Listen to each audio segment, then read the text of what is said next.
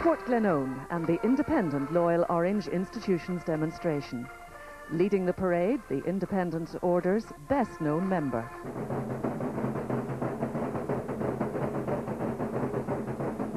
There are around 1,000 members of the institution.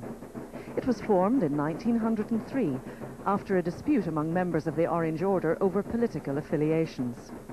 Today, independent Orange men and women still believe that the institution should be kept free of party politics.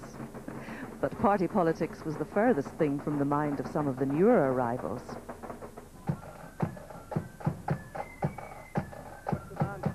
"27 lodges took part in today's parade with a smaller number of bands, but that didn't mean any shortage of music to be enjoyed by those who lined the route.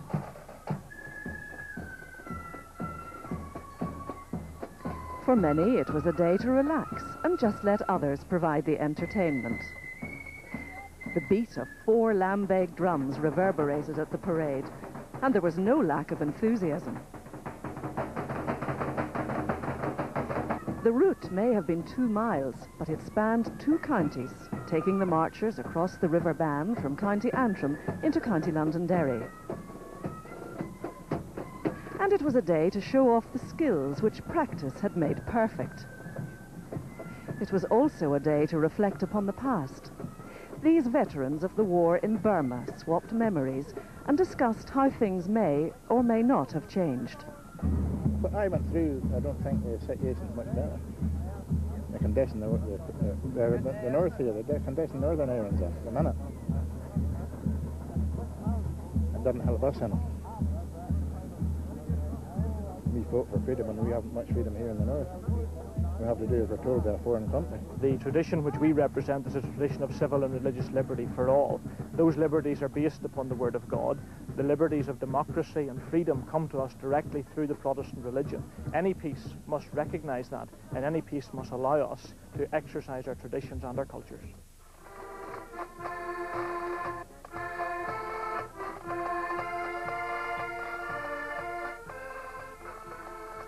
As the marchers arrived in the field, the DUP leader defended his role at this week's standoff at Portadown between Orange men and nationalists. The roads of Ulster are not nationalist roads. They are the roads of Ulster. And the main thoroughfares of Ulster must be open for Protestants to go to their place of worship and return without let or hindrance. That's what we're fighting for. And if we hadn't won the Battle of Drumcree, then the Orange men might as well burn their collarettes, pull down the flags and surrender. But we did win. Finally, time for a rest and a cup of tea. Of course, the younger ones preferred something sweeter. For the Bushside Lodge, it was a special day. Their new banner was unfurled at the weekend and was given its first 12th outing. Their previous one had been proudly carried for 34 years, but time had taken its toll. The new banner was rolled up early, perhaps in the hope that it'll last a little bit longer than the old one.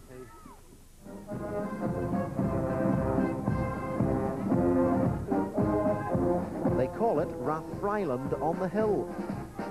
10,000 Orange men and bandsmen faced a steep ascent to the town centre this morning.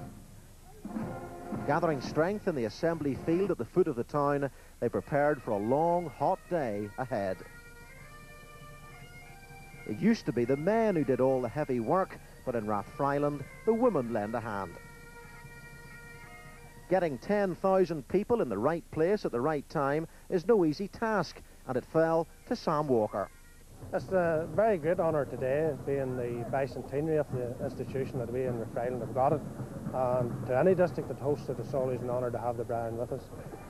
In this, the bicentennial year of the Orange Order, Rathfryland District introduced a little bit of history in the form of a float depicting Dan Winter's cottage. In this special year for the Orange Institution, the cottage was built to commemorate the Battle of the Diamond in 1795 and the formation of the Loyal Orange Institution.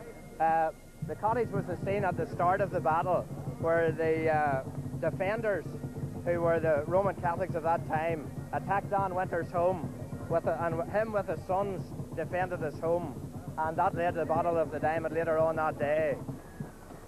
It may have been sunny, but it was also windy in Rathfriland, and that meant problems for men wearing wigs. There's a slight wee bit of wind, but they're all good-looking fellas with those wigs on, so like, you know, they have to fix their hair before they start the parade. As expected, the trek up the hill was long and arduous, and the marchers must have envied spectators who took it all sitting down. For some veteran Orange men, the only way up was to take a back seat. After parading round the town square, it was downhill all the way. It might have been easier on the legs, but this time there were strong headwinds to contend with. This lodge lost the battle and their banner. For the crowds who turn out to watch, legions of Orange men and bands can become monotonous, so they like to see something a little bit different.